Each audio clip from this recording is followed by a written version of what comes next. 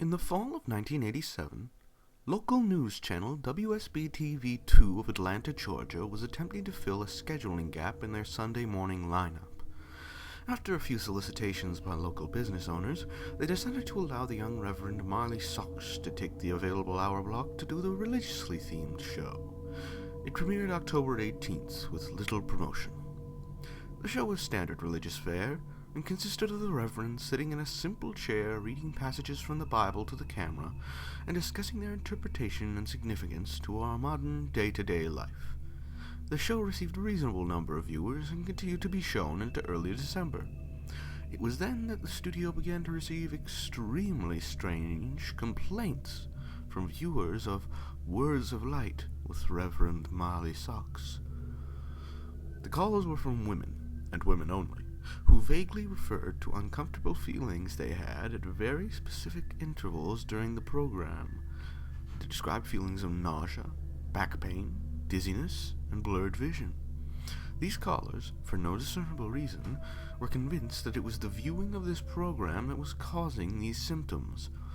It was later determined, after 3 weeks of complaints, that these feelings were happening at roughly 12-minute intervals during the course of the program. The small studio staff checked all recording equipment, both audio and video, and found nothing faulty. When the Reverend was made aware of these incidents, he merely shrugged and stated cryptically that some can't handle the voice of God. The head of the studio, at a loss to explain the cause of these complaints, decided to continue running the program. By February, viewership had dropped sharply, and it was decided to pull the plug on the show.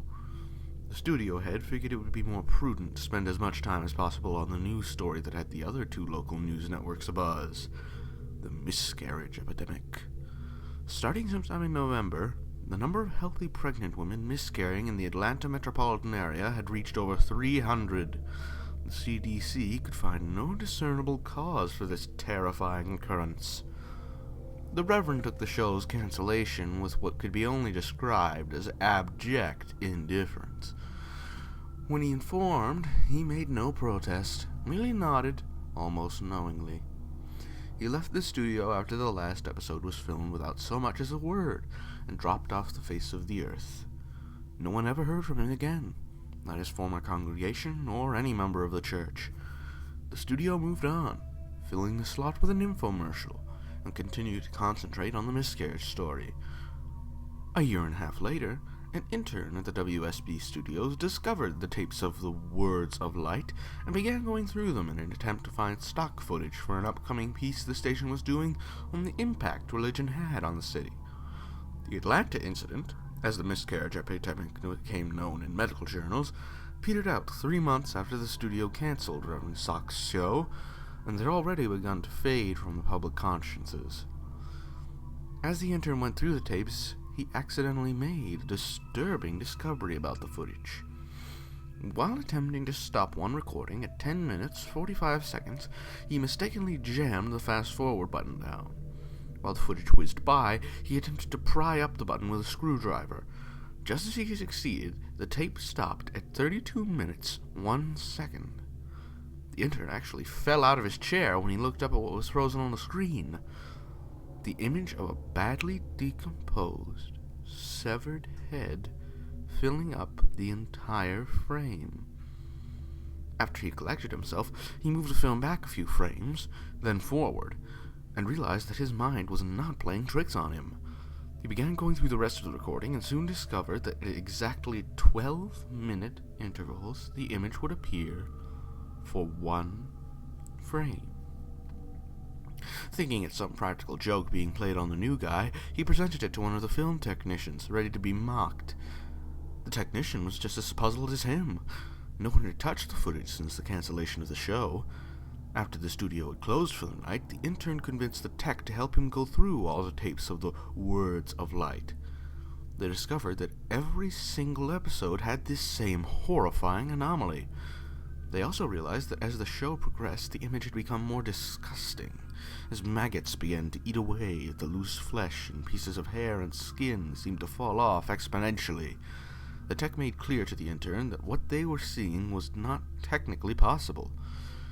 since the film itself showed absolutely no sense of splicing, and he himself had been at every filming of the show and knew of no time when this image could have been inserted into the frame. All of this was presented to the studio head, who, fearing some kind of backlash over allowing this to get on the air, ordered all the tapes destroyed. He told the intern and tech that he had no interest in knowing who did it at all, only that covering their collective asses is all that's purporting now. He demanded that they mention this to no one. The tech easily moved on, remembering the incident as a darkly funny personal anecdote. But the intern wouldn't let it go.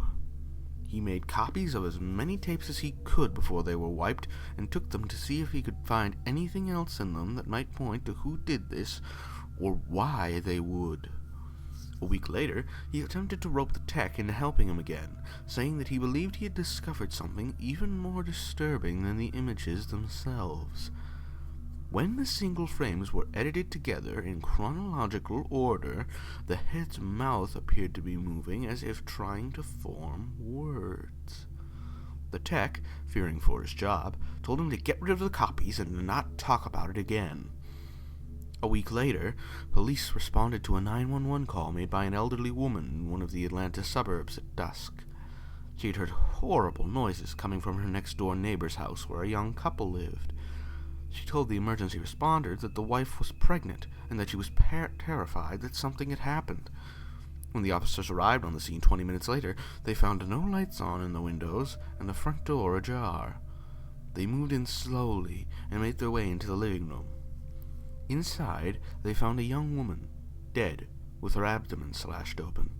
The wound was dragged, and a trail of blood led from the body to the couch on the far end of the room.